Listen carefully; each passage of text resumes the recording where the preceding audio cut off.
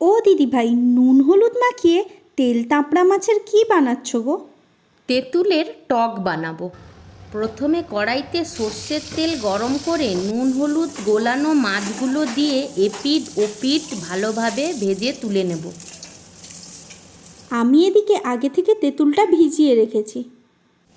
ওই তেলে ফোড়নে শুকনো লঙ্কা, পাঁচ ফোড়ন, আগে থেকে ভিজিয়ে রাখা তেঁতুল চটকে জলটা দিয়ে ওর মধ্যে হলুদ গুঁড়ো, পরিমাণ মতন লবণ অ্যাড করে ফুটতে দেব। ভালোভাবে ফুটে এলে ওতে স্বাদ মতো চিনি ও ভাজা মাছ একে একে দিয়ে আবারও ফুটতে দেবো। দেখো দিদিভাই, ভালোভাবে ফুটে এলো। তাহলেই তৈরি মিষ্টি মিষ্টি স্বাদের তেল তাপড়া টক। এবার শুধু খাই।